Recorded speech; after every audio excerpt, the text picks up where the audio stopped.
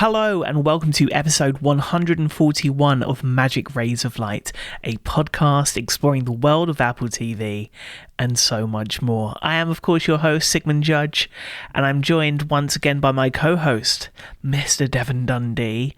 It feels like we were just recording yesterday, because actually, it wasn't that long ago since our last episode. I don't know if you can tell, but a lot more energy radiating from me this week.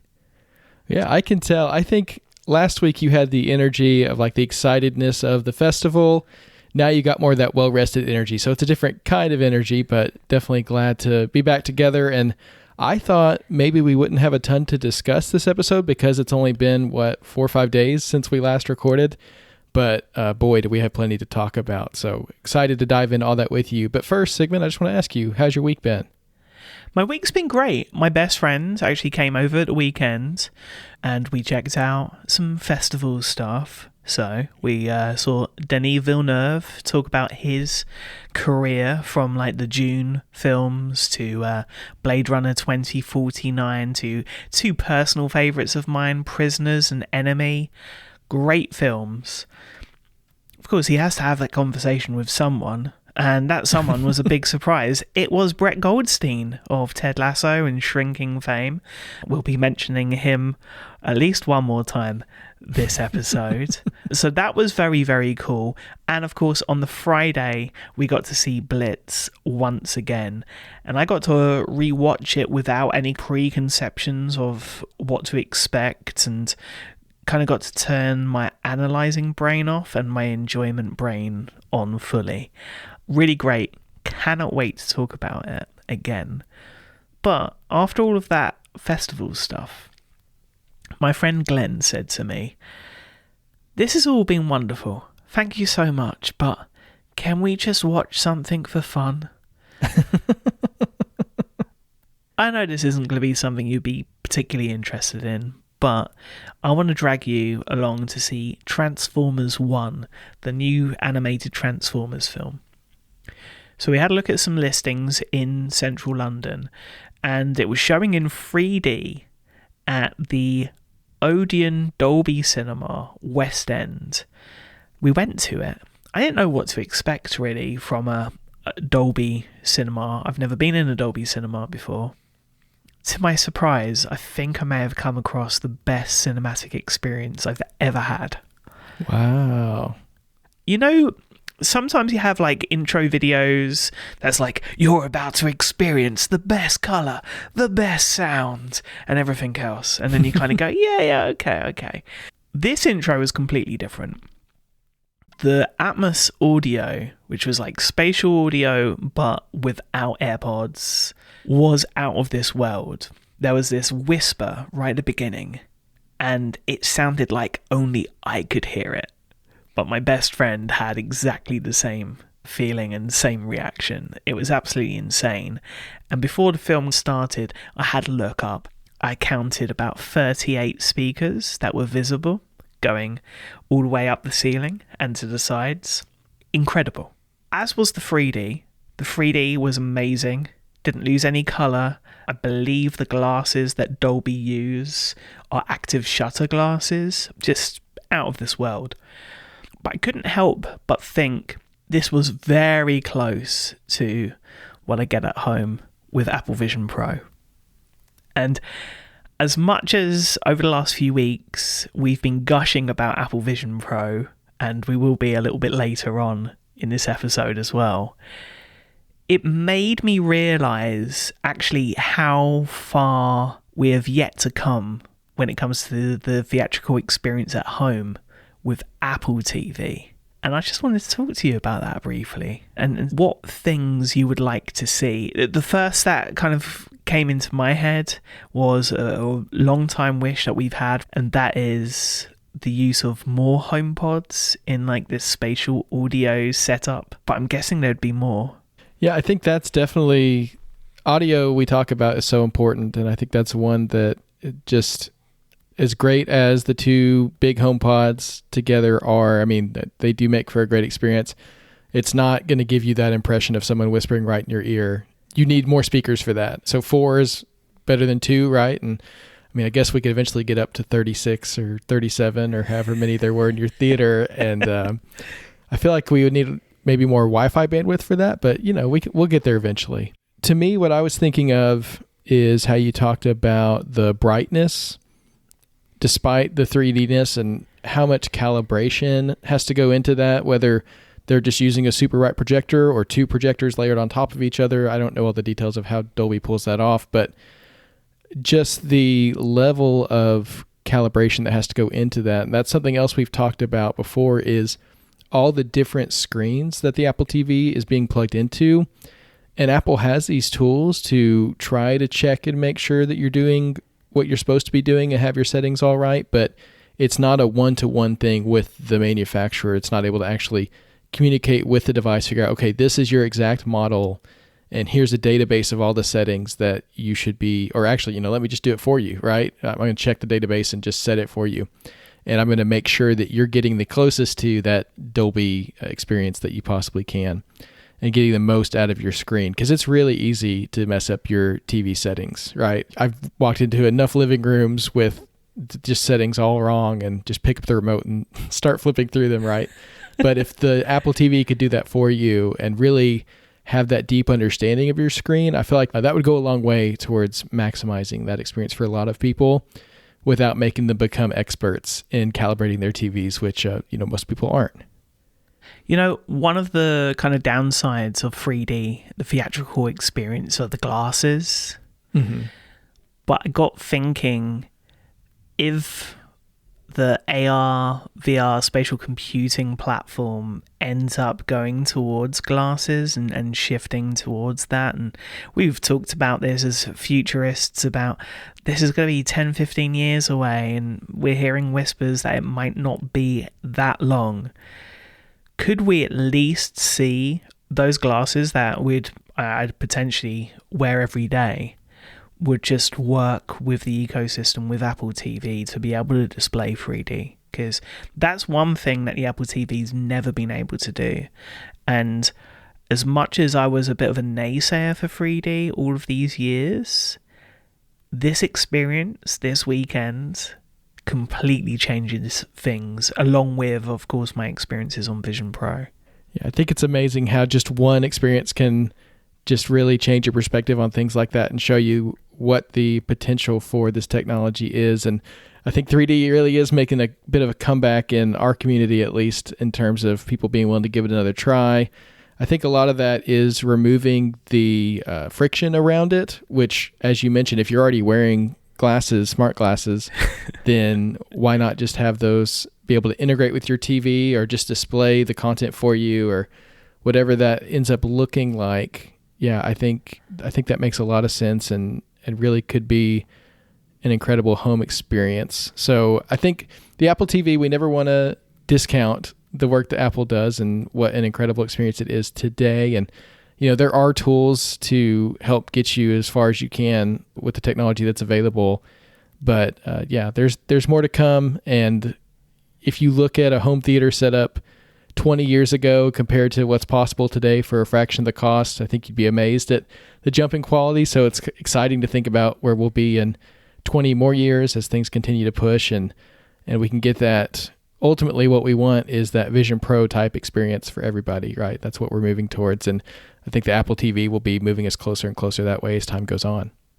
With that said, still a very packed week this week on Magic Rays of Light, with not only recaps of Bad Monkey and the 4th season of Slow Horses, but a preview of this week's NBA All-Star Weekend Apple Immersive Video short film ahead of Friday's premiere on Apple Vision Pro. But we begin this week with a highlight on today's return of the brilliant comedy drama series created by Jason Segel, Bill Lawrence, and Brett Goldstein. And that is, of course, Shrinking.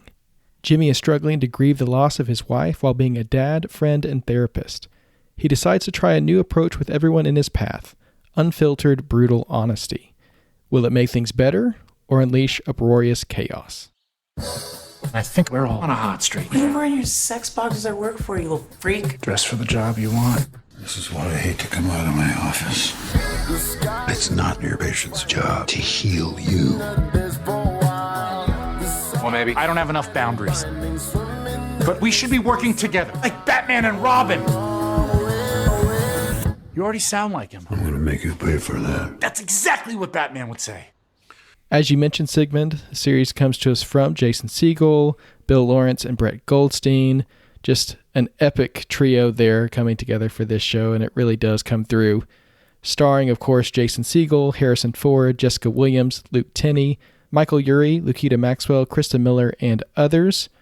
We're coming into Season 2 today, Sigmund, so give us a little catch-up on where we're at coming into Season 2. Well, of course, the series follows a grieving therapist who starts to break the rules and tell his clients exactly what he thinks, ignoring his training and his personal ethics. And that's seen him make huge, monumental changes to people's lives, but also to his own, to the point where we ended the first season with Jimmy's client Grace facing the repercussions of following Jimmy's advice, but not exactly to a T, by leaving her boyfriend in dramatic circumstances, pushing him off a cliff, and finding herself behind bars, Devon. Yeah, that's the ultimate boop, I would say, Sigmund.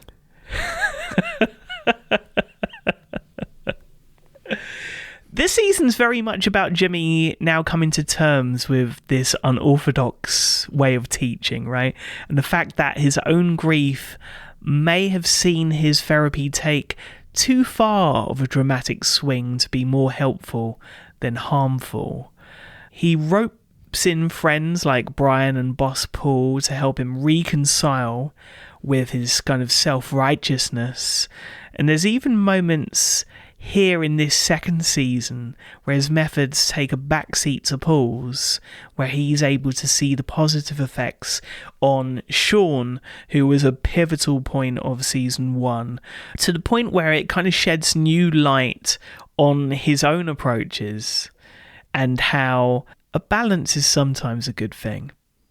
For sure. I think one thing that I was really just waiting for throughout the first season was these consequences of what he was doing, right? We see him make this decision. We see some of the positive impacts that he's starting to have on Sean and Grace and his other patients. But I think we all knew that other foot was going to drop at some point, right? There's a reason that we have some of these rules in place for therapists, and why, maybe someone who's grieving the loss of their wife should take a break professionally before giving other people advice. And we're really starting to see how that plays out here in season 2. For me, what was surprising was I was expecting, of course, the huge fallout to be what happened with Grace at the end of season 1. And that really is the front of mind, at least at the beginning of the episode. But as the season premiere goes on, you come to realize that really the decisions that Jimmy's making, the way he's treating people, are having an impact on more than just that one patient. It's affecting other patients as well. And especially when it comes to Sean, we see the impact on his life and the way that Paul has to kind of step in and say, this is where you're making the mistake, maybe not necessarily with Grace.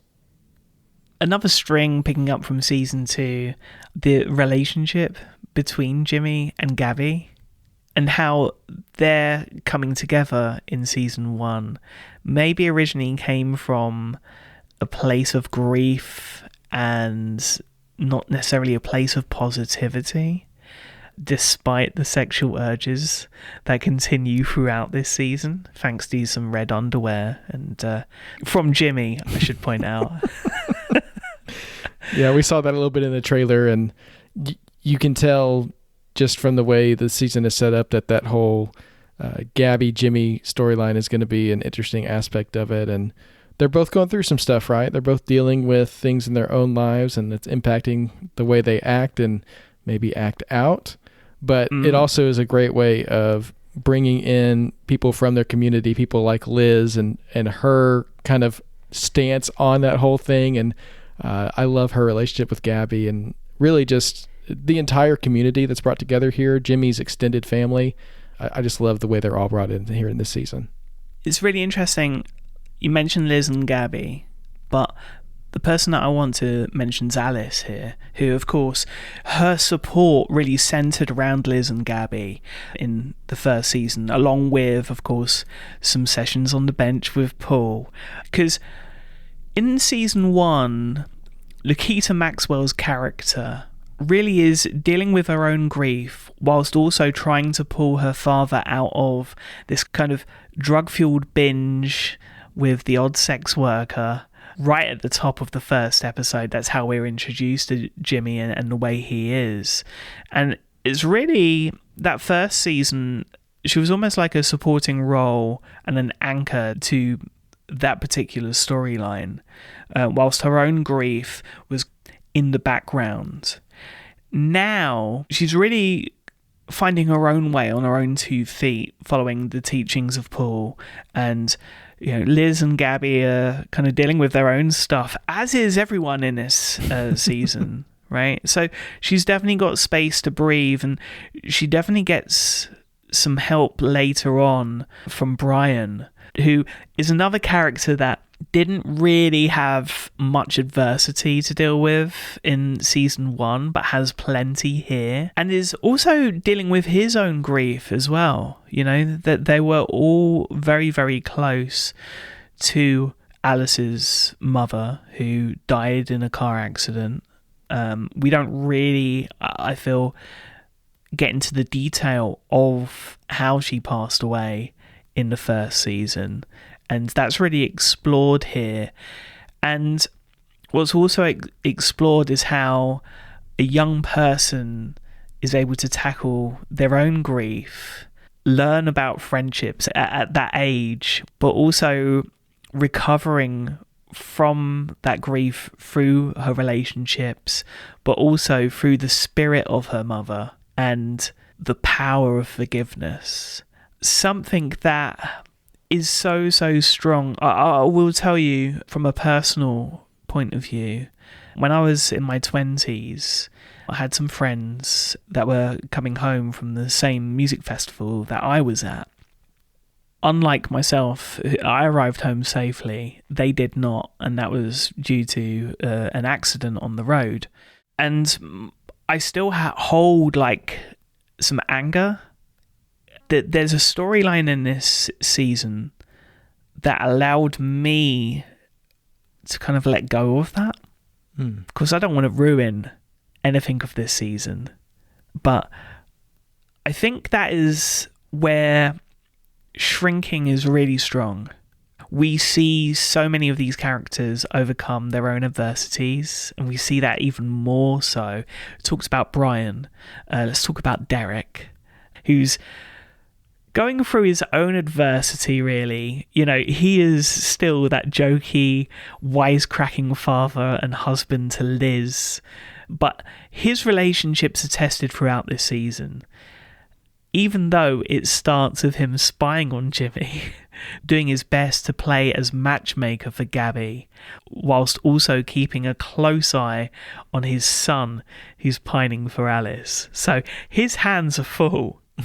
But it's really interesting to see how deep his character ends up being portrayed. It's very much like Liz as well. Liz in the first season, very self-assured and really doesn't have a filter.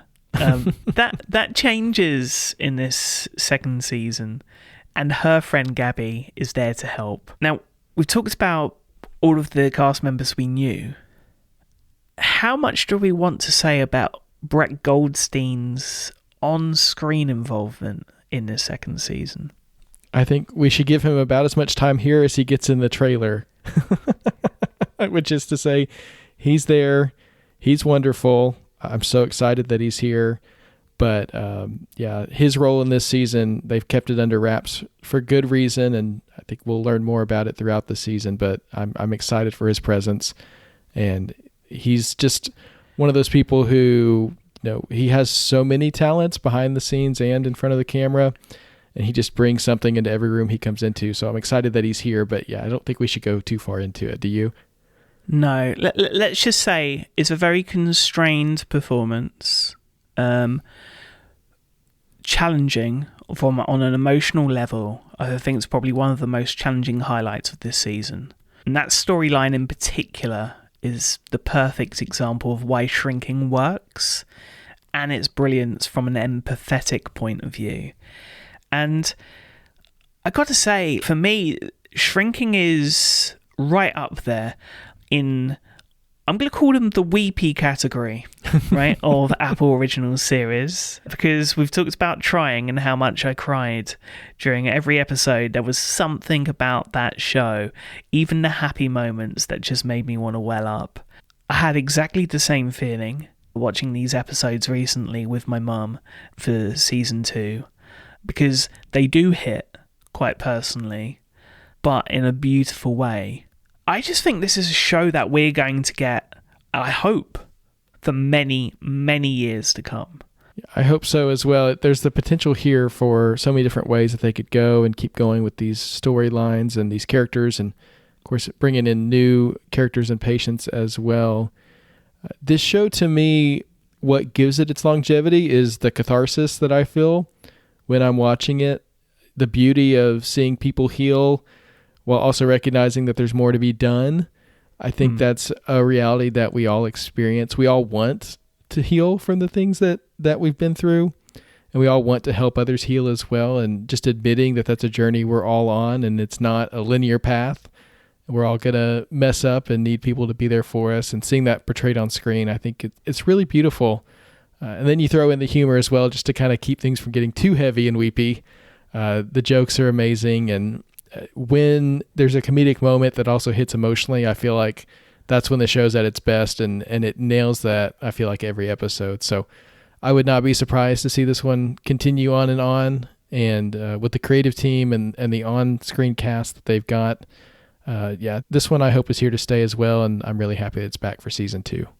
Yeah, so tune in to Shrinking for everything that we talked about, plus the brilliance of Harrison Ford, who his own character is going through a bit of a crisis in terms of the power dynamics of relationships and lots more. It's just a really beautiful show. Of course, it returns today on Apple TV Plus across all of your screens with its first 2 of 12 planned episodes, culminating in a Christmas Day finale. So very, very happy to see Shrinking back on our screens. Definitely one worthy of grabbing your Siri remote right now and pressing play. But if you don't have a Siri remote, we have some good news for you. This story is kind of inspired by a question that was asked last week in the Club Mac Stories Plus Discord, where Ryan Way shared the fateful story of a Siri remote's demise at the hands of a child's curiosity. I can relate to that, Ryan. My son is obsessed with my Siri remote. He wants it in his hands. He wants to find out what it tastes like. And so I've had to kind of hide mine away up in a high place and keep it away from him until he gets out of that phase, which we'll see how long that takes. But anyway, Ryan asked about ways to replace the remote, and members had suggestions ranging from an official Apple repair to relying on the remote app on the iPhone. Well, Ryan, this one's for you because we've got another recommendation for you to consider. Sigmund, tell us all about it. Yeah, it's called the One for All URC 1110. Very un-Apple-like naming convention, but this replacement remote for Apple TVs is now readily available for purchase globally following regional standalone availability that began at the end of August. And then if you were like me and you just tried to find a way of getting hold of this remote, there were ways of getting it through certain satellite and cable companies that were now offering Apple TVs as replacements for their traditional set-top boxes. The interesting thing about this remote is that it's been designed in conjunction with Apple, and it comes in an all-plastic design, which might sound like a put-off, but hear me out. It has Siri functionality and a built-in accelerometer to activate backlight keys, which is something that I feel is still missing from the Siri remote that comes with the Apple TV. Other additional functionality includes a guide button alongside channel up and down buttons for supported services, which are all listed in an FAQ, and that list is pretty long, alongside fast forward and rewind buttons. Now, here's the kind of limitation. The navigation ring is very much akin to what you would find on a Fire Stick remote. Very plasticky, just like a number of directions. And therefore, there's no way of scrubbing like on the original Siri remote. But I do understand that some users actually remove that functionality from their remote just to simplify things. So that may be a preference. And the other thing that's probably going to be preferable is the price. $44.99, at least in the UK. I think about $50, $60 in the US. It is battery operated, which means that, I guess for kids, you could maybe get a second one, take out the batteries and just give it to them.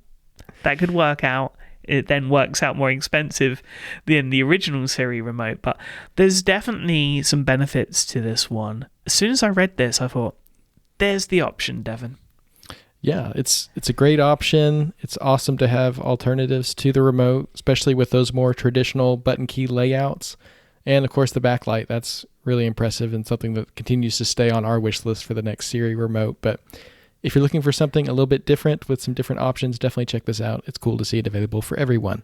Now, Sigmund, it's spooky season, but it's also hardware season. I know we just got done talking about the new iPhones, but we have to talk about the new iPad mini now because Apple announced it as we're recording this morning via press release.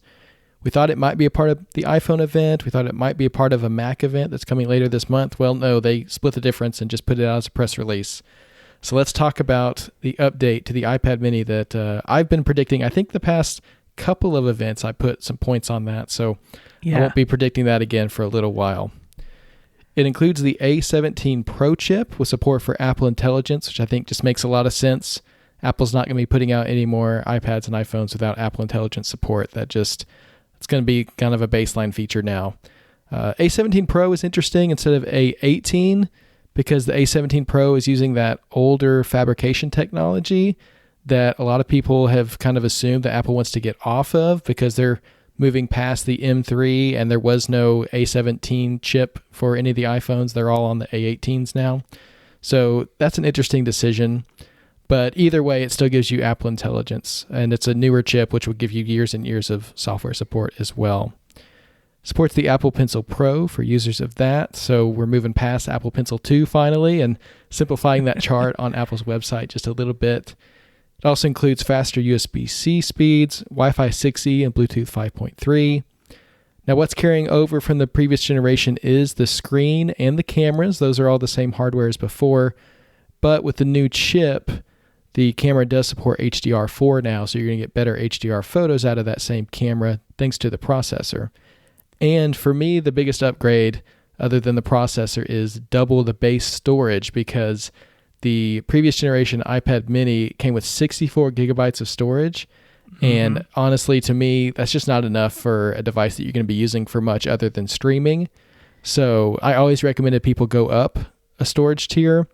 And that actually made you go all the way up to the 256. So now there's that nice in-between at the base at 128. I think that's enough for most people and is going to keep the price down so that most people can take advantage of that starting price at $499 in blue, purple, starlight, and sticking around, thankfully, is the space gray finish.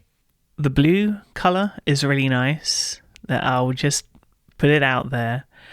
And I was reminiscing a little earlier today after this announcement, looking back on when I first got my iPad mini 6th generation, right? And we were using it as a machine that was going to be specific to FaceTime and SharePlay because FaceTime and SharePlay worked in a different way on Apple TV, and we, during the screen times days, had a few experiments with that, which that was key to. What I think this could be quite handy, and this might be another option as well, for people in home cinemas or for people that want an iPad that everyone can use. But it might be an idea to create another account, add it to your family account if you've got a slot, and then have that just sitting there at home so that everyone can use it, everyone still has access to all of the apps, and it's just a device that isn't for a specific person but maybe for a specific place, like a home cinema, where you've got quick access to all of your controls. So whilst I looked at the iPad mini 7th gen and I was initially like, okay, this might not be for me, I definitely see a use case.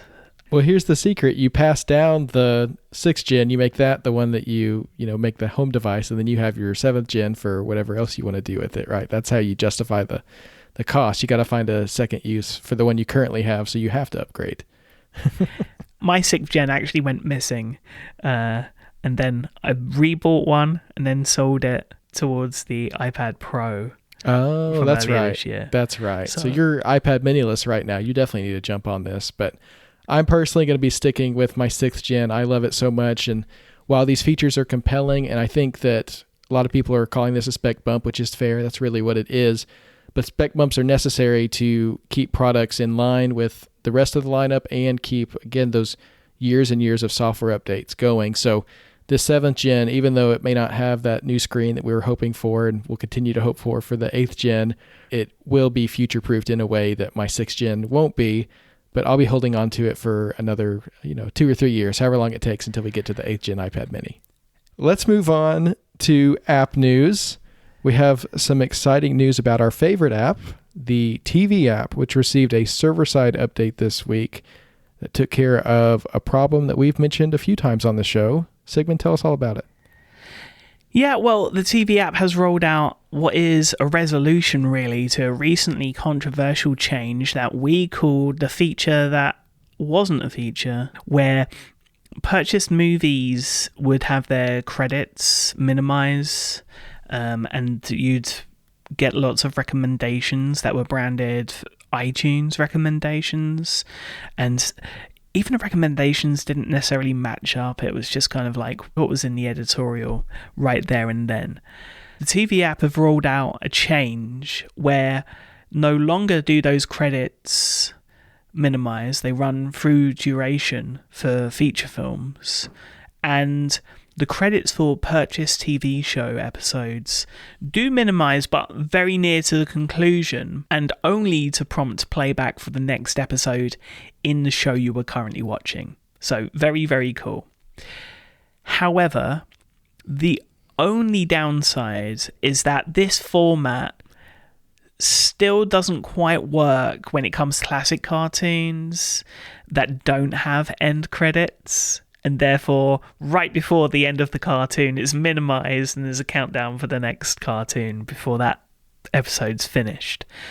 So there's still some work to be done, but I think this is overall fantastic because I'm someone that wants to see the credits. I want to see who's putting the work behind the scenes. And maybe one day I'll have my name up in lights there as well. So very cool. In terms of recommendations, though, they do remain for movies and TV shows hosted by Apple channel subscriptions, including Apple TV Plus. And so that little issue that we've talked about before, where you get that countdown timer and then an episode starts for a show that you've already seen and kind of messes up your up next queue, that's still there. But on first inspection, any credit minimization is context aware. So, for example, recently with Wolves, we had a fun end of credit scene. The credits don't minimize until that end scene is done and dusted. There's definitely some work happening behind the scenes. Very, very happy to see a resolution so quickly. And of course, we give huge credit to the teams involved. So thank you to everyone for those changes to tvOS, and I'm sure there'll be iterations to come. Yes, big thanks indeed. We always appreciate the work that people are doing behind the scenes to take this feedback and fight for the users. So Very much appreciated. We've got a few new tvOS apps that we want to highlight and share with listeners this week. This first one is actually kind of an app hardware combination. It's new to tvOS, but it does come with a hardware element as well. Users who want to watch and record local channels from an antenna have a new option. It's called Tableau, which recently released their app for tvOS. Tableau is a DVR that connects to an antenna and your home Wi-Fi to make over-the-air channels available on smart TVs, mobile devices, and now the Apple TV. It includes recording features as well as a programming guide that combines local channels with free streaming channels. Something we've talked about before is the need for the guide on the Apple TV. So you've got this one now from Tableau that you can access if you'd like. There's all kinds of these solutions to getting your local antenna channels into the digital world and watching them on a smart TV or your Apple TV or on your phone. So this is a new one that's available to tvOS users. It's been around for a while for other platforms, but it's cool to see it come to tvOS. Yeah, so a good number of years ago, I think like 2016, 2017, I actually tried one of these Tableau devices. Oh. Because they were originally brought out for iPads. And then what they did was they used the same hardware for the iPad, and you can use it on tvOS with our Apple TV app. It didn't work very well. That said, from everything I'm seeing of this new device, it's fantastic. But also the software. I think the software is the key thing here, because you're mixing in your over-the-air broadcasts with your streaming. And that's quite new and fresh. So I like it. I think this iteration's only available in the US, so who knows? Maybe in the future we'll get hands-on and go more in depth with this, but yeah, fantastic. Tableau.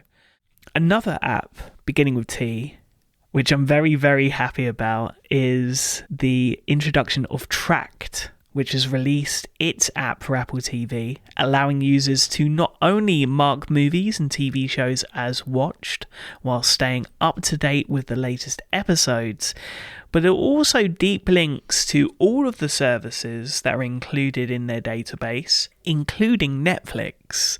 So you can literally click on a show or a film and it's going to deep link straight to that content in the Netflix app, bringing really like a unified up next queue in what is a familiar interface to tvOS for the first time.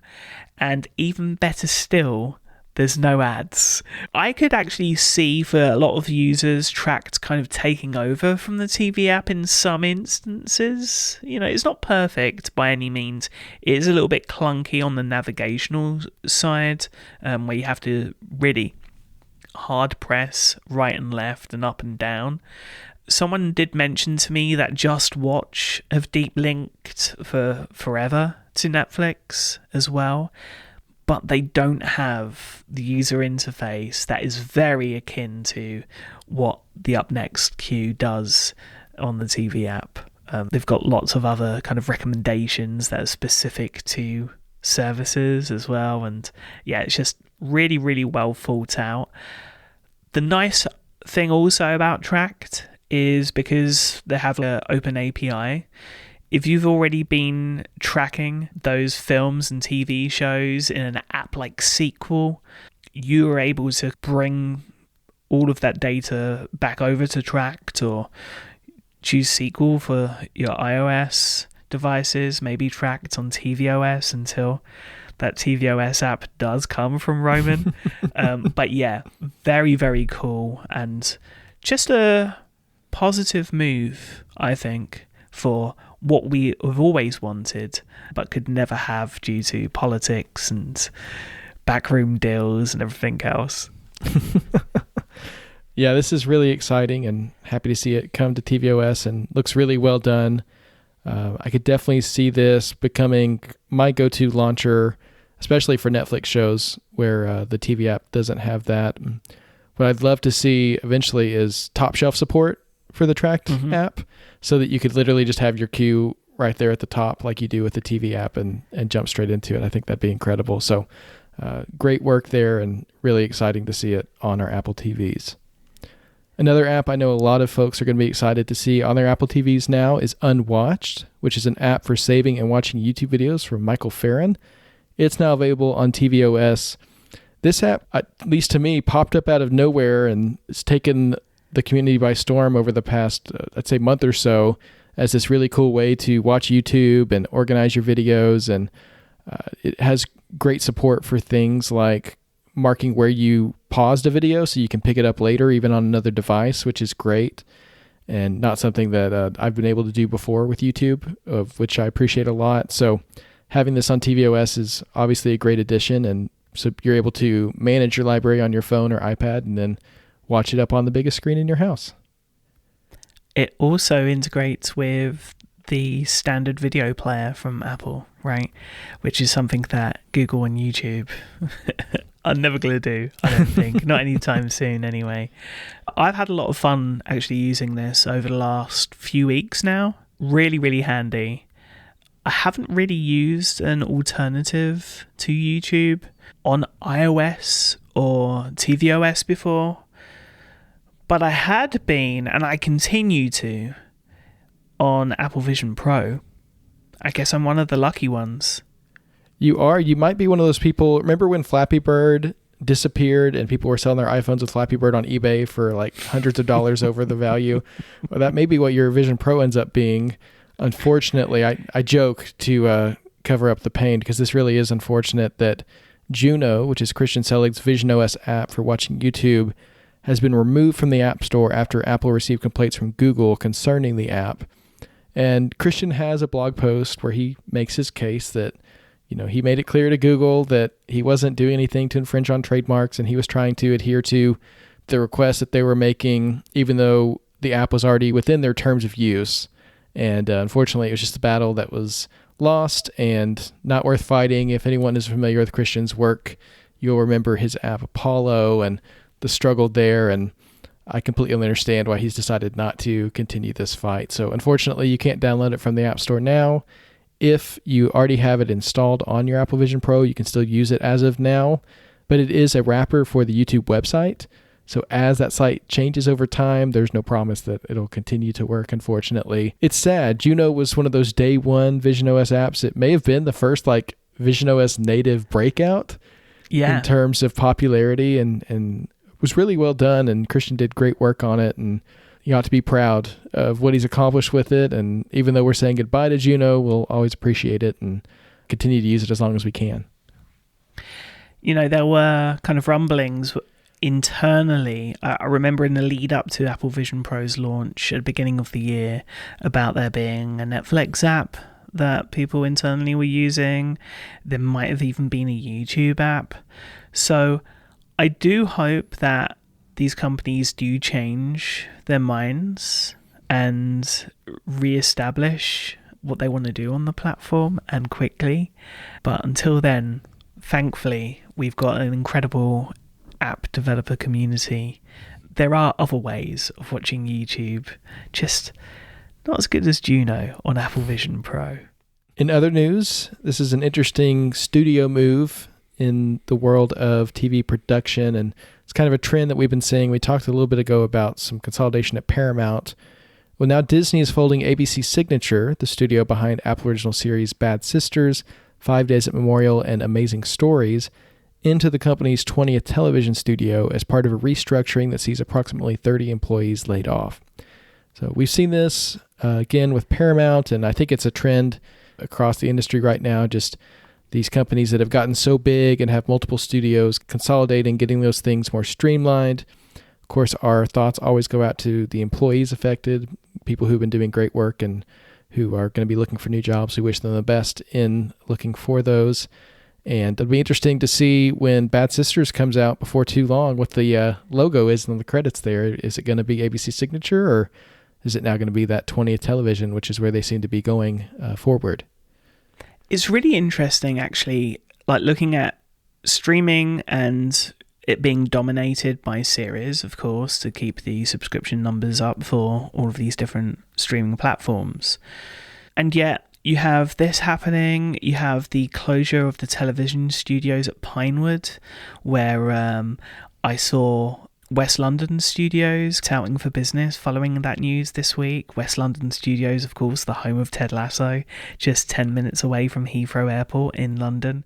It is interesting to see all of these moves when TV is so dominant. I don't quite know what to make of it. One ongoing TV show, I think it's the longest weekly episodic TV show ever, is WWE Raw. And I know this because I'm a big WWE mark, still watch the wrestling. And of course, it is moving away from USA Network to Netflix in January. One of the kind of best times of watching wrestling was when you had WCW Nitro on TNT and WWE Raw kind of at it each Monday, battling one another for viewer ratings. And of course, WWE in the end won, but it was a well-fought battle. And they ended up buying WCW from Ted Turner, who's, of course, the head of TNT. Really interesting historical story. And WWE are huge now, but probably their next competitor is AEW, All Elite Wrestling, which has some of the best young wrestlers, but also some of the older talents from WWE's heyday. And All Elite Wrestling will also be coming to streaming, but not exclusively like WWE are doing with Raw. Instead, All Elite Wrestling will broadcast on Max from January, alongside their slots on normal traditional television on both TBS and TNT. So very niche, but I think it's worth mentioning because I am hoping for kind of a redo of the Monday Night Wars from my youth. But yeah, very, very cool for wrestling fans. Kind of niche, but a relic from the past, maybe, but not for all. Speaking of relics, you just made me think of my favorite little Ducky Pez dispenser and the fact that it will hopefully be coming back very soon in the second season of Silo, which we got the first trailer for this week. Very, very exciting. Silo was the story of the last 10,000 people on Earth, their mile-deep home protecting them from the toxic and deadly world outside. However, no one knows when or why the silo was built, and those who try to find out face fatal consequences. What if everything you know to be true was just one big lie? She might be out there somewhere, still alive. I need to know what happened here. For my friends, my family. People are saying it's time for a rebellion. I'm not afraid of the rebellion. I'm more afraid of what she saw. Season 1 was such a highlight, Devon, that when this trailer came out of nowhere, and we should have been expecting it really, I was just absolutely blown away. I want to very quickly just say I loved the artistic choice at the beginning with this spiraling staircase, then going from this artistic style back to the filmic style and introducing Juliet, played by Rebecca Ferguson. Yeah, that was a great way to get us back into the world of Silo very quickly, which I'm very excited to be doing very soon. I'm interested to see this season. Of course, they're going to be splitting their time between the Silo itself and also Juliet's journey, and as she's discovering the world outside and seemingly maybe some other locations and maybe even some other communities that once were. And I'm really excited to see her journey, and it seems like her character is going to continue to have an impact within the Silo throughout the season, which is cool to see. I thought maybe we just see life kind of continue on there in the Silo, because there's been other people who've gone out to clean and haven't quite had that lasting impact, but it seems like the way that she's gone out and the things that she's done, that there's going to continue to be a conversation within the Silo about her and her legacy, which of course is going to cause some issues for my favorite actor on the series, Common. And I really love his character as the head of security, and a little bit of the strain that he was going through at the end of last season. It'll be interesting to see how that plays out. I think that there's some really interesting ways that character could go. And not having read the books, I don't know exactly which direction they go, but I'm really excited to see him back on screen as well. Season 2 of Silo. We'll be talking about it lots ahead of its return on Friday, November 15th on Apple TV Plus. Just a month away, Devon. Just a month away, and I'll be counting down the days for sure. Now, another highly anticipated return for a certain group of people, I think. It's going to be a brand new series coming to Apple TV Plus on December 13th. That is the return of the Wonder Pets in a new series called Wonder Pets: Pets in the City. Of course, this one's directed at families and especially preschool children, but I know there's a lot of people who have nostalgia for the Wonder Pets who are going to be excited to see them in this new environment and, of course, on this new service on Apple TV+. They just continue to build up the family and children programming segment. It's incredible to see, and this is going to be a great one for entertaining the little ones over the holidays. Yes, very much. And it's in direct contrast to the next title that we're going to talk about, and that is The Gorge. This is a film that we've been waiting for news on for a little while, since that interview with Trent Reznor and Atticus Ross that brought up their score for this film. It's, of course, coming from Skydance and Black Phone and Doctor Strange director Scott Derrickson, starring Miles Teller and Anya Taylor-Joy as elite snipers, one of them American, the other Russian, stationed in watchtowers on opposite sides of this vast and highly classified gorge located in a faraway land, whose exact location they're not even allowed to know. Their mission to safeguard the outside world from an undisclosed, mysterious evil that lurks within. This film also stars Sigourney Weaver, of course, has that score that we were mentioning already from Trent Reznor and Atticus Ross. We'll link to an exclusive first look, along with the debut poster for the upcoming genre-defying Apple original film that leads with the tagline, "They're not keeping you out, they're keeping them in," which is very, very interesting. Also, on the listing in the TV app, it's given away that this is a 2-hour, 7-minute runtime and is rated PG-13. So I would imagine we don't have very long to wait at all for this. Possibly January, February, but definitely one to watch. For sure. With that tagline, I mean, how could you not keep an eye out for it? So can't wait for this one. You mentioned the listing in the TV app. Of course, we've always got eagle eyes keeping an eye on all the upcoming Apple original series and films in the TV app. And one in particular has actually had a title change. That's upcoming Apple original series Sinking Spring, which has been renamed Dope Thief, matching the title of the book that it's based on.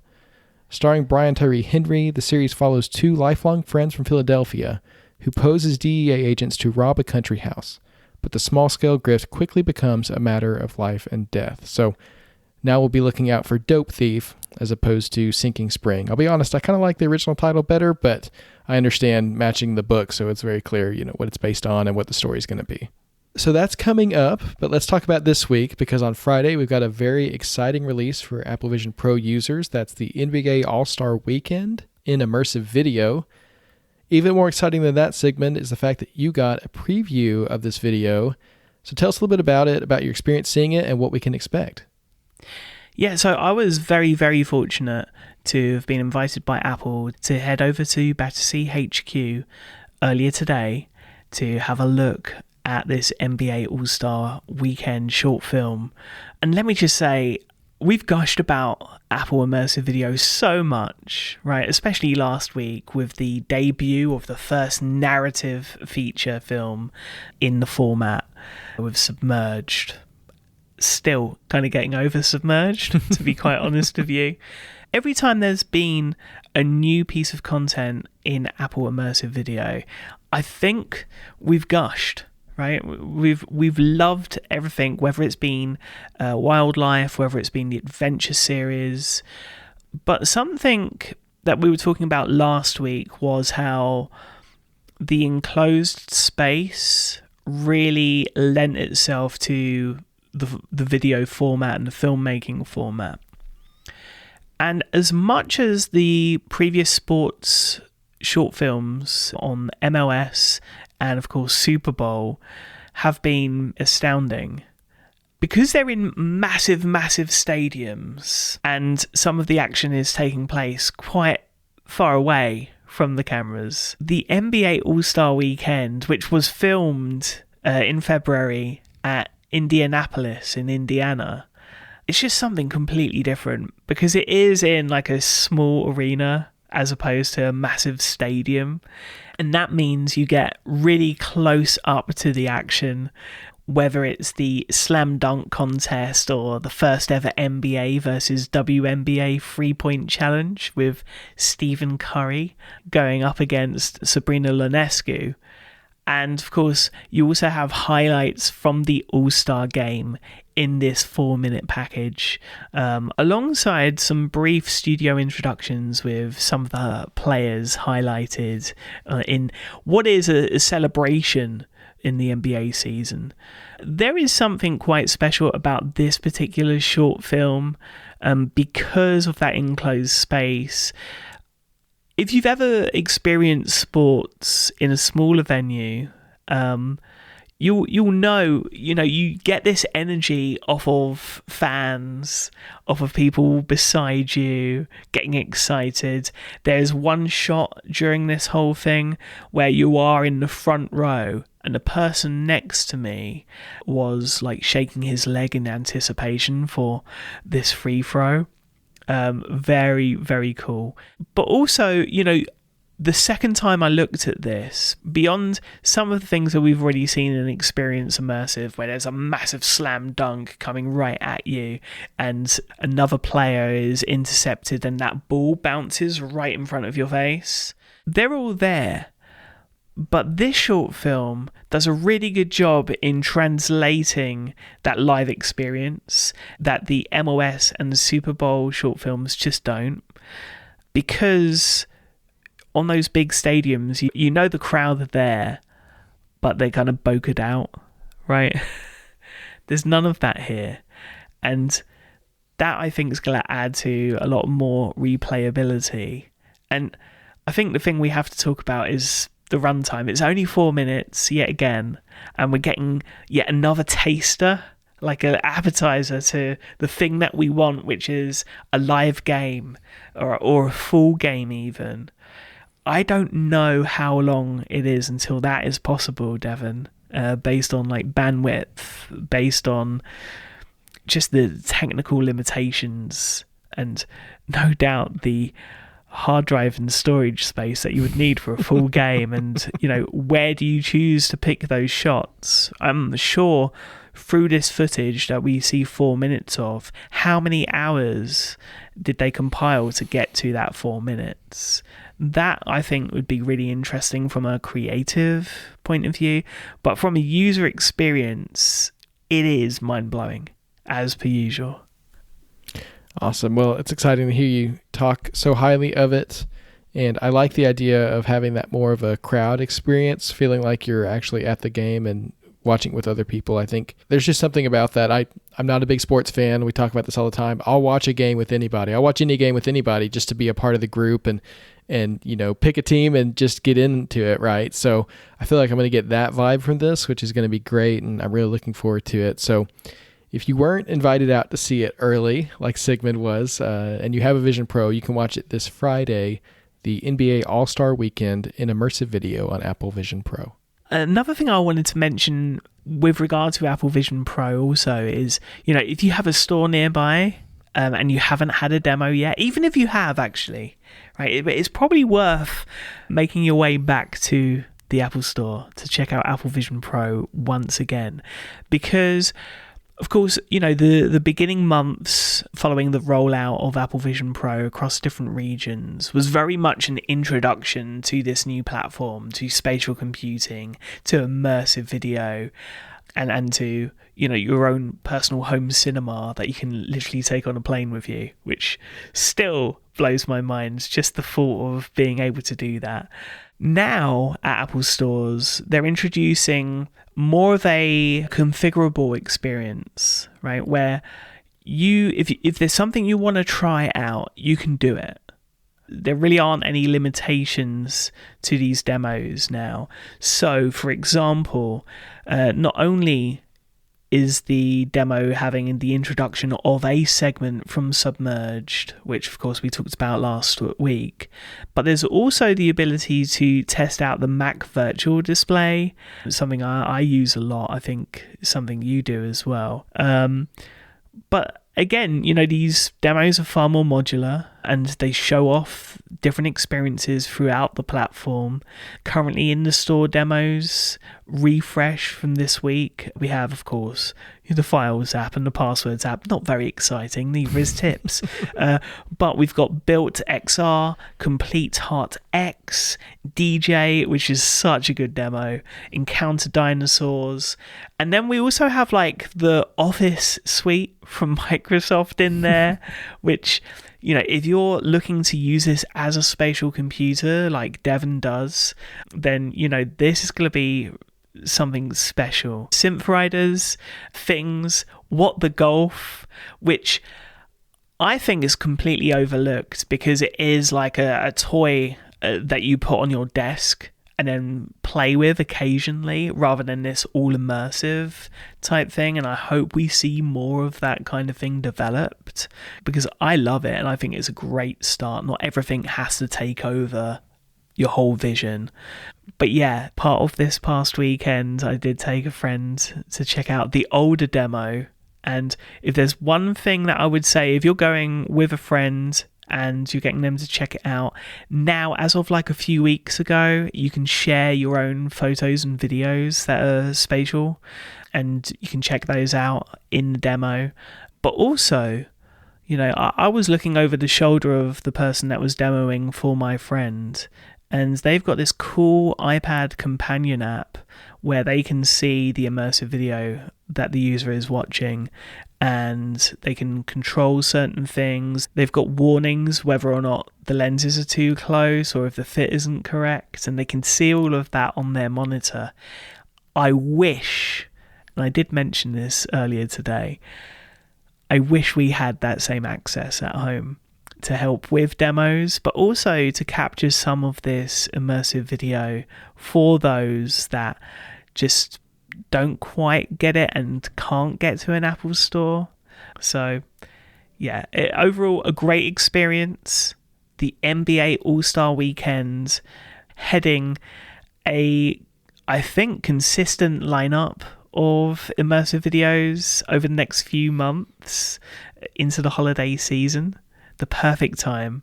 But moving away from Apple Vision Pro to our Apple TVs, the big screen, the shared screen experience that we all love, because it is yet another packed week of releases this week, Devon. It is. There's so much to watch, starting, of course, with our highlight this week, the premiere of Shrinking Season 2. Just so excited about that one coming back. And there's new episodes of Where's Wanda and Midnight Family as well. All that's happening today. As you're listening to this, you can go ahead and check those out in the TV app. Then on Friday, as we mentioned, we see the premiere of NBA All-Star Weekend on Apple Vision Pro. And on Apple TV Plus, we have new episodes of La Maison and Disclaimer, which is rolling out 2 at a time. I didn't realize that. So you got 2 new episodes of Disclaimer to catch up on this weekend. It's a captivating show, and very cool to be seeing that roll out so quickly. Saturday and Sunday, MLS Season Pass continues. We're getting closer and closer to playoffs and, of course, the MLS Cup. And we're keeping an eye out as our teams move closer and closer there. In terms of extras, we've got an interview with Steve McQueen in Empire entitled Into the Breach with the Blitz director. He talks about the film and goes into some of the details that you shared with us last week during your review, Sigmund, and the inspiration behind the film. So a little bit of behind the scenes there. For fans of Slow Horses, there's a behind-the-scenes extra called Who Said That with the cast and crew. I love these little fun behind-the-scenes videos. And if you haven't tried Slow Horses, and even if you're not an Apple TV Plus subscriber, you can still watch the premiere of Slow Horses now, Season 1, Episode 1, Failure's Contagious, on YouTube. Apple have just put it out there for the whole world to see. I think that shows how much they believe in the show and how much they think people will come across it on YouTube and get hooked on it and subscribe to Apple TV Plus to check out the 4 seasons that are now available. Of course, if all of that is tempting, there is now another way of subscribing to Apple TV Plus through the Prime Video app, available everywhere. I hadn't realized when we talked about this last week that there just wasn't a route to subscribing to Apple TV Plus if you were an Android user. Well, now there is, and that is very, very cool. Last week, though, saw the finale of Bad Monkey. And what a finale it was. We will be getting into that in a little bit, but here is your warning of a spoiler recap for its first season. Andrew Yancey has been bounced from the Miami Police Department and is now a health inspector in the Keys, but after stumbling upon a case that begins with a human arm fished up by tourists, he realizes that if he can prove murder, he'll be back in. But first, he just needs to get past a trove of Floridan oddballs and one bad monkey. You know, I checked up on you. Used to be homicide. Currently suspended. That's a story for another time. Another time could be now if you're hungry. I'm seeing someone. Are you Detective Yancey? You must be Mrs. Stripling. She did it, didn't she? She killed her husband, chopped him up in that shower. I'm betting there's other people involved. Are you coming off like a religious fast or something? Most people breathe when they eat a burrito. This is your plan? What are you going to do, stab him with a barbecue fork? I can't get involved in this. You're the one that got me involved. Or you want to stop being polite and start getting real? Is that the intro to the real world? In my defense, I thought you were too young to know that. This one comes to us from someone we've mentioned already this week. That's Bill Lawrence. It's based on the novel by Carl Hiaasen, starring Vince Vaughn, L. Scott Caldwell, Rob Delaney, Meredith Hagner, Natalie Martinez, Alex Moffat, Michelle Monaghan, Ronald Pete, and Jodie Turner-Smith, with a special guest star John Ortiz. So again, as we're finishing up season 1, you want to tell us a little bit about what's happened this season and how we've gotten to the end here? I mean, let's kind of skip the nitty-gritty and get to the basic story, and I can sum it up pretty quickly, right? A scam turns into an insurance fraud and a severed arm, all in the name of love and gentrification. How's that sound? I think you summed it up perfectly. I think you need to sell that synopsis back to Apple for the TV app. Of course, the show is centered around Vince Vaughn as Andrew Yancey, who, you know, is a struggling cop trying to get back in to the force.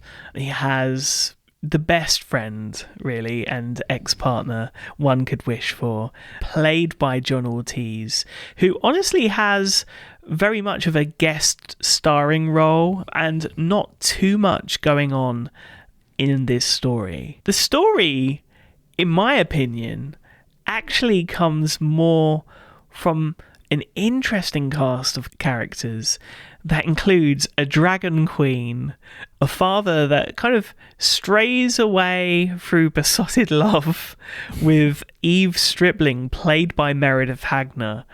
And then, of course, we have the love interests of Andrew Yancey, both Bonnie Witt, played by Michelle Monaghan, and Natalie Martinez, playing Dr. Rosa. But what's interesting about this show is also the subject of gentrification and of land and of someone's home being taken away. That someone being Neville Stafford, played by Ronald Pete.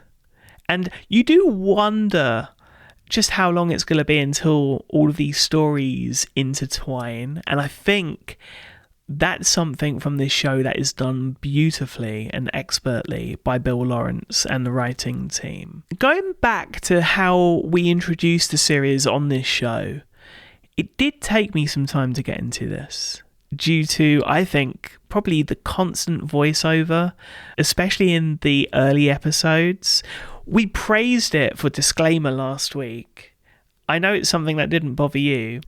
I have to say, as the series went on, I just appreciated the voiceover narration more and more. And what we learn as it goes on, I said it was like a storybook kind of feel, but really what it is, and this makes so much sense, it's a fishing story that this captain is telling to, you know, whoever is unfortunate to be stuck on the boat that day out in the middle of the ocean having to listen to his stories.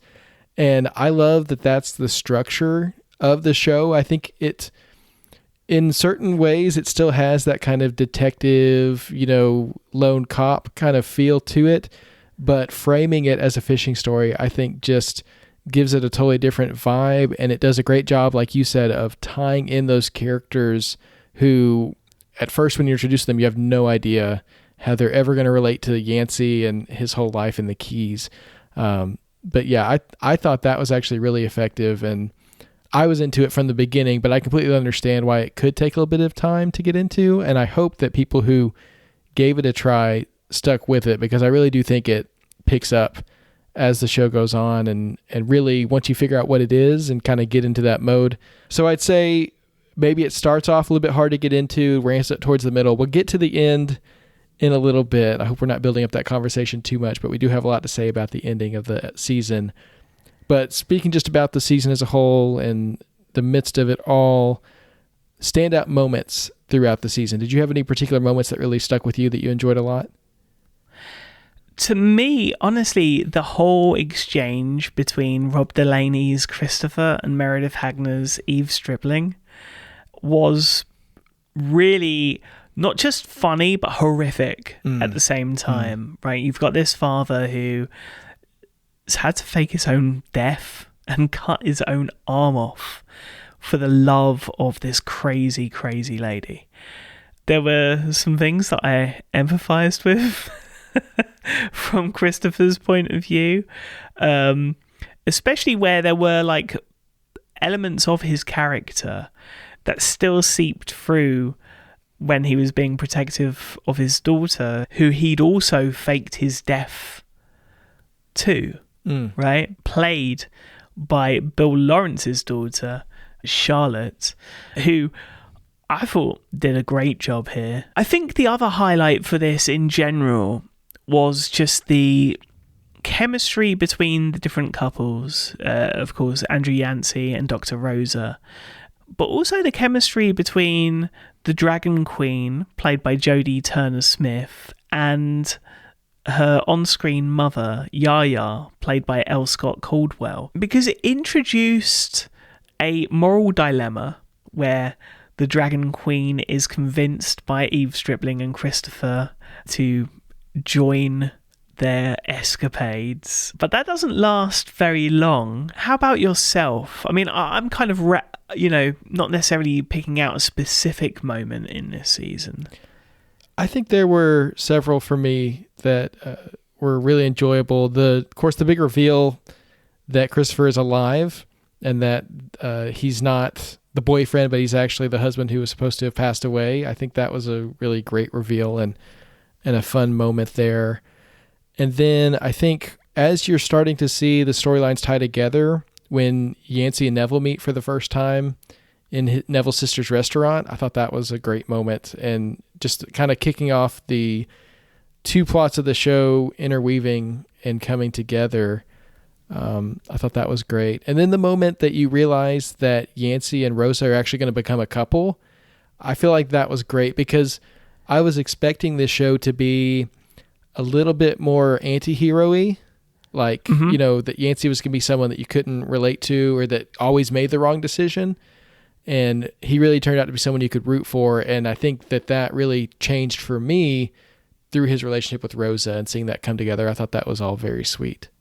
So we've thrown out a bunch of names, actors, characters, including a monkey. You know what? I'll say it. He's a good monkey, Sigmund. He's not a bad monkey. He really is. And out of all the characters that we witnessed throughout this season, did any of them in particular really resonate with you? Did you have a favorite character? I'm not sure if resonate with me is the right term. But for me, honestly, I've been a fan of hers for a long, long time. And this is despite like Vince Vaughn just being the best friend that I feel like I could just jive with. And that's just through, his filmography.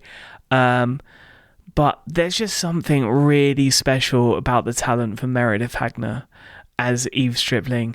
She's so, so funny. I've watched her in tons, starting with Search Party. I honestly hadn't seen much of Rob Delaney anything other than much of a supporting role before. I thought he was fantastic as well. And honestly, I just thought their chemistry, even though it's really kind of fractious, it was just really fun to watch. But yeah, Meredith Hagner. And I guess that's where I'm a little bit disappointed in the finale. Because ultimately, a lot of the characters in this series that I thought were the highlights, including the Dragon Queen, Christopher and Eve, they all meet their untimely demise, right? And there was a part of me that really hoped that Eve was going to get away with it, and what we were going to get was future seasons of a kind of like a Where is Carmen Sandiego type vibe, where, you know, she's treacherous and doing different things, and there's Andrew Yancey and Rosa trying to stop her, along with the other people that she kind of screwed along the way. That does not happen here. So I'm not too sure where the series goes in particular. But before that, you know, we were talking about the recaps. I thought the finale was led by one of the laziest recaps. And it was kind of, I don't know, it just threw me really off. We have this big moment, of course, between Eve and the Dragon Queen at the end of episode 9, ahead of this finale.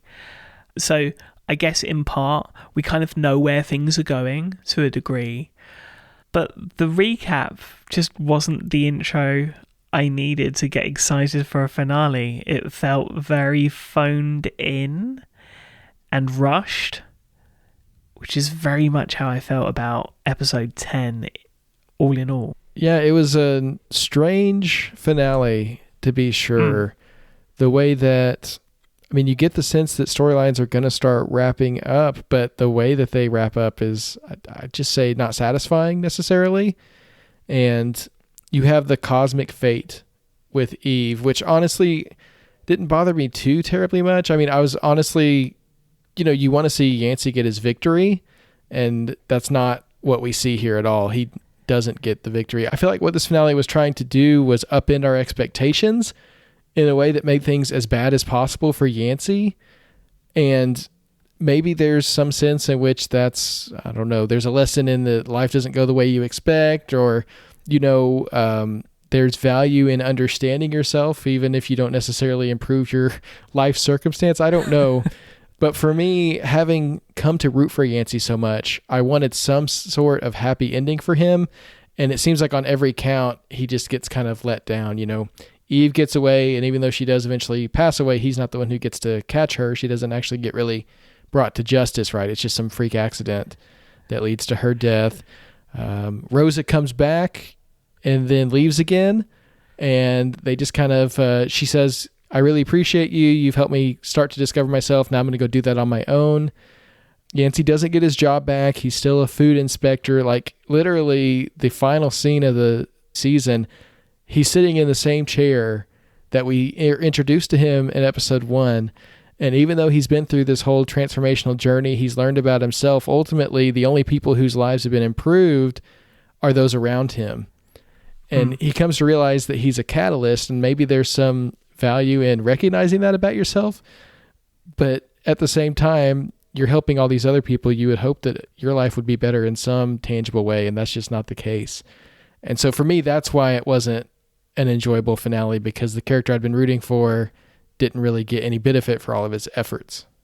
The one character that I did root for in this series that did come out smelling of roses was Neville Stafford, played by Ronald Peet. And of course, he in the end, he's got that watch, hasn't he? And that's going to be like the down payment for his house.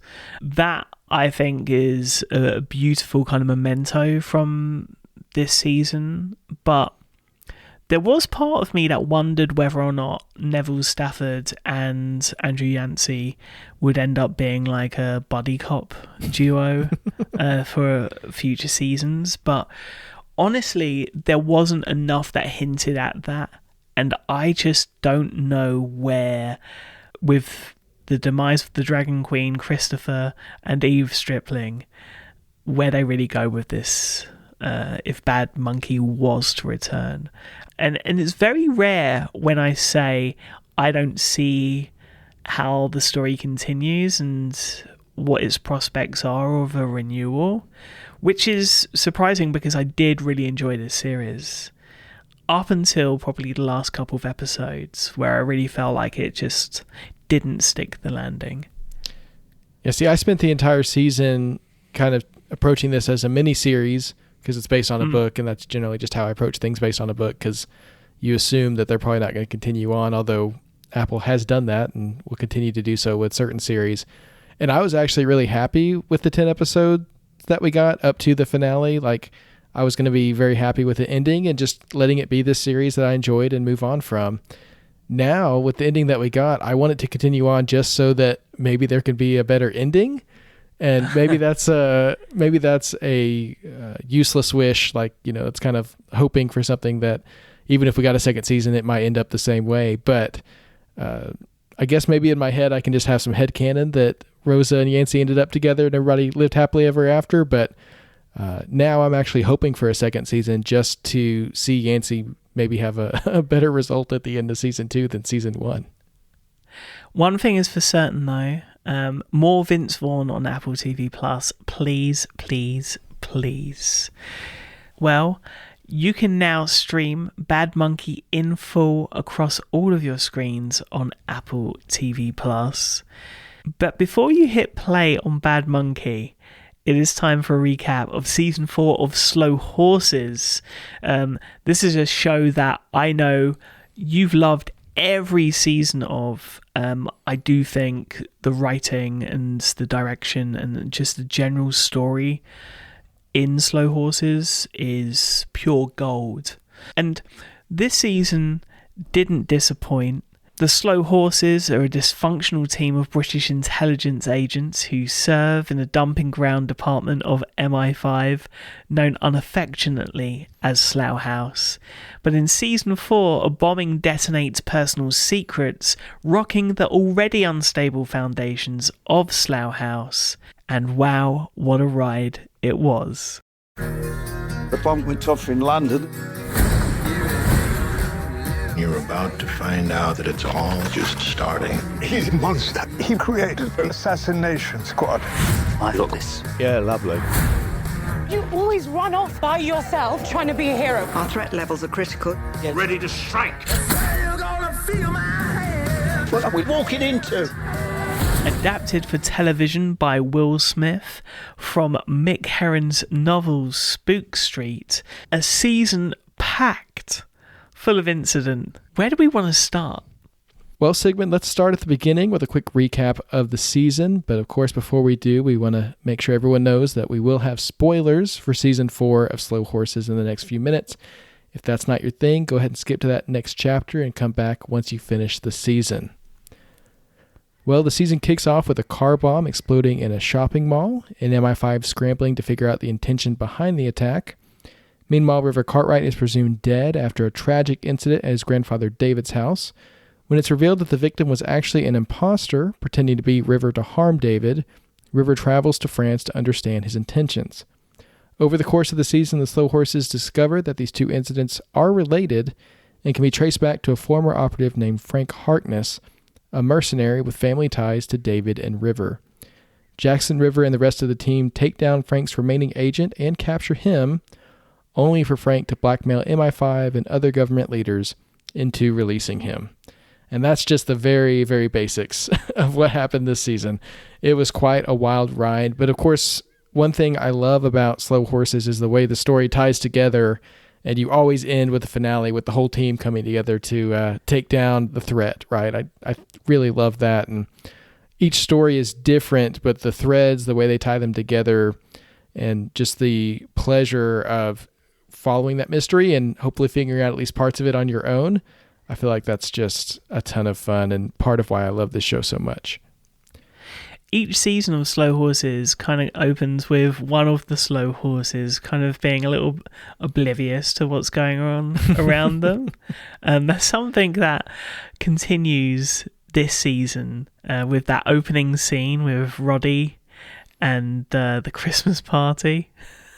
Yeah, so you see Roddy, he's in a restaurant, and he's calling everyone on the team.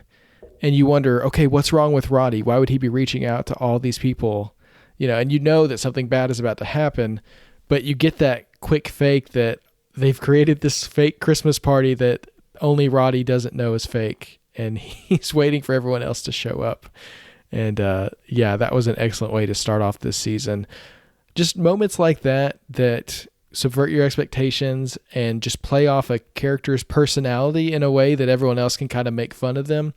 I feel like that's just really great because we spent so much time with so many of these characters. Roddy's someone that we've known for 4 seasons now. We kind of get what he's about, but you put these personalities in a room together and play them off each other, and there's always some new way that they can kind of tick each other off and come up with some quip to hurt the other's feelings, which is great.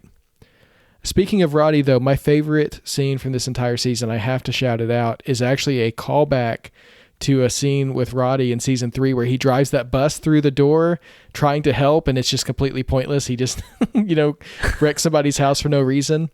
Well, in this season, we see Jackson Lamb jump in a car and drive it through a wall, but he actually gets the bad guy.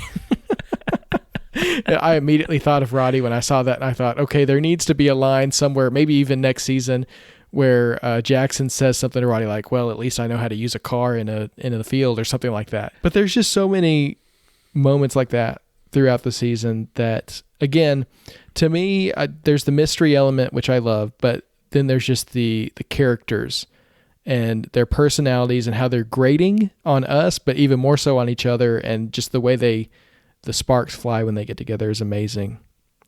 And we also get to learn more about them as the season goes on. This season, we learned a lot more about River and his family life. His grandfather we've known for a while now. His memory is not what it once was, and we see him continue to decline to the point that it gets quite dangerous, and he's still capable in the sense of defending himself, but he's also very much unaware of his surroundings and what's going on. So we get to see River navigate that part, but of course also it's a very heightened situation because someone is after his grandfather, after his life. And throughout the season, we learn who it is that's coming after River's grandfather, and it turns out to be River's dad, Frank.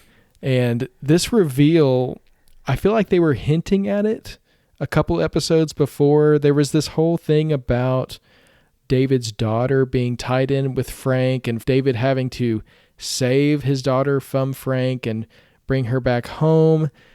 And then we get this weird phone call from River's mother to Louisa about, hey, remind River that I exist. There's just this very clear, strained relationship there. And I thought, I wonder if River knows who his dad is, or if he's ever wondered that, And then we get this scene where River approaches Frank, sits down with him and says, hey, Dad. And there's just this recognition that, okay, I know who you are. I know the history here between us. And even though we've never met, there's all of this just feelings and backstory going into it. And of course, now they're on opposite sides of this fight where they've not actively trying to kill each other, at least, trying to stop the other person. So I thought that was a really satisfying reveal. My question for you was, did you know, or did you predict that was going to be the case? I had no idea. And I'll tell you why. And I totally understand why this was the case. But the pace of this season was blazing fast, right? And no doubt the pace was faster this season, even more so than season 3. But I'll be quite honest, and this is going to be something that I'm sure not a lot of people will agree with. The first couple of seasons had a slower pace and had more time to kind of really think on the different machinations of the story. This was very different, and so I didn't feel like I had time to even question who was who in relation to who. That's totally fair. Yeah, I get what you're saying about the seasons kind of picking up pace as they go. I feel like the first couple seasons were introducing us to the slow horses and to that world. And one thing I talked about in the season premiere was the fact that you can kind of just take for granted that the viewer knows these people now and doesn't need to be caught up on who's who and how they relate to each other. We're just jumping straight into something's blowing up, we're chasing somebody, we got to get the bad guy, right? And so I totally agree with you that the pace has picked up, but I actually appreciate that in a season of TV, 6 episodes, 45 minutes, that they are very economical with their time. They don't waste time.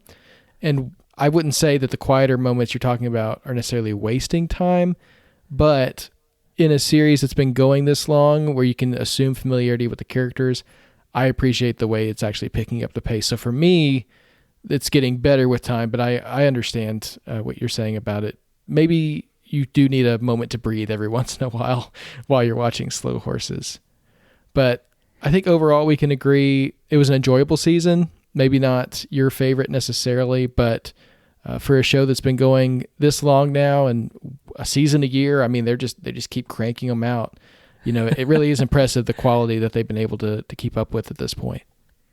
I mean, we know season 5 is pretty much done and dusted and ready to go because we got a preview of it at the end of the season 4 finale, which has become a tried and tested way of delivering such a preview throughout the seasons. And season 6 has, of course, been confirmed this week by Apple finally after previous reportings. And yet I don't think 2 seasons is going to be enough to cover all of the unresolved storylines that we still have, Devon. Yeah, there's still a lot to resolve here, and I actually appreciate that. Again, watching a season of this show feels like reading a novel, and it's a part of a series. We know that there are more books to come, and now at least 2 more seasons to come, so we got to find out what's happening with Standish. I'm so glad that they brought her back this season and that she's not gone, but she's still got that kind of 1 foot in, 1 foot out situation going on, so I'll be interested to see. It could go a number of ways. They could spend a whole season bringing her back, or they could just start off season 5 with, okay, she's back, and I'd be happy with that too. So we'll see what they do there. There's the unseemly happenings behind the scenes at MI5. You've got the new first desk who doesn't seem like he really knows what he's doing and also doesn't seem like the best guy. And then you got Tavner, who's been vying for that job and purposefully got her previous boss fired. And anyway, just lots of cover-ups. And what did they say? You need to put this in a casket and drop it in the middle of the ocean. Is that how they're hiding their secrets now, or something like that? And some not great things happening there. And that ties in well with just the very brief synopsis we got for season 6 of the show, which sounds like it's actually going to be turning Slough House against MI5, like for real, and bringing the full weight of MI5 upon them, which is going to be interesting. So that's still brewing under the surface. And then what happens with Frank? I haven't read the books. I believe Frank is a character that does reappear later in the books. And so he seems like he's got like big bad vibes, right? He's the kind of character who's going to come back and cause trouble. So we'll see what happens with him. But lots more Slow Horses to come. There's even been rumors of a spin-off film based on Mick Herron's book, The Secret Hours, which takes place in the same universe. It centers on MI5, but not Slow Horses itself. And so that could be really interesting. So I'm actually starting to wonder, Sigmund, is Slow Horses the IP, the connected universe that Apple's been looking for all along? I think it probably is. It'll be interesting to see how that plays out, because there are only a certain amount of books, right? Yeah. For All Mankind was what I thought would be the IP, and of course we know the future of that franchise and the series. For sure. But this is also the IP that's been accepted by the critics and the different awards associations. I don't think there was one bad performance here. I did like the fact that this season kind of moved a little bit away from Jackson Lamb and his dominance on the story. Honestly, Saskia Reeves as Catherine, outstanding in this, as was Amy Fiffian Edwards as Shirley, who has that moment in the finale where she decides to do the right thing and hand over the gun, not kill the intruder. Only for none of that to actually matter in about 5 seconds, which was exactly how I thought it was going to play out. Yeah, I didn't see that one coming, and that particular character I think will be very interesting to watch going into the next season for sure. Well, this was a great season of Slow Horses. Can almost set your calendars to when the next season will come. We don't have a confirmed date, but I have to imagine it'll be sometime next year. And I personally can't wait. If you haven't yet, you can catch up on all 4 seasons of Slow Horses on Apple TV Plus right now. All right, well, lots to watch, lots to recap. But what if you wanted to move away from Apple Originals and check out something else in the TV app? Well, we've got some highlights for you before our up next picks. And they begin with 2 feature films in the TV app right now. And they are Alien Romulus, which was a film that I really enjoyed theatrically, and one that I have yet to see theatrically and will be instead watching on Apple Vision Pro. And that is the new DreamWorks animation, The Wild Robot, which stars Lupita Nyong'o as Roz, a robot shipwrecked on an uninhabited island whom befriends the local wildlife. Now, I've heard lots and lots of good things about this when I posted about it earlier this week. Lots of people telling me, oh, this is one that's going to make you tear up. And I'm thinking, well, I don't need much encouragement because I seem to be crying along to anything these days. The character design of this felt very much like a callback to the heady days of Pixar, and this is a DreamWorks animation, so I'm really excited to check this out, not only in 2D on your main screens, but in 3D on Apple Vision Pro, which I think is going to absolutely blow me away based on the trailer. Yeah, I'm really excited that it's going to be available in 3D. I think that's going to be an incredible way to see it. I haven't seen this one. I was very jealous. My little brothers got to go to the movie theater this past weekend and watch it, and both of them said it was incredible, highly recommended it, and said I in particular would love it. So if you're looking for 2 more recommendations, we've got those 2 to add to the list as well. Well, they're both out today. On Thursday, we have Brothers on Prime Video, which is Max Barbacal's follow-up to his charming debut feature, Palm Springs, a criminally underrated film. And that theme continues because this film follows 2 criminal twin brothers, one who's trying to reform as they embark on a dangerous heist road trip where they face legal troubles, gunfights, and family drama. This funnily stars Josh Brolin and Peter Dinklage as brothers. Kind of like a take on Twins, I think. But the cast also includes Glenn Close, Marissa Tomei, Taylor Page, and Brendan Fraser. So a really, really cool lineup here on Amazon Prime Video. On PVOD this week, Lee, with Kate Winslet playing Lee Miller, a fashion model who became an acclaimed war correspondent for Vogue magazine during World War II. It's the directorial debut of cinematographer Ella Kuras, who was most famed for her DP involvement on The Eternal Sunshine of the Spotless Mind, one of my all-time favourite films. A possible hidden treasure in this week's streaming schedule. And finally, another directorial debut, and that is Women of the Hour, directed by Anna Kendrick.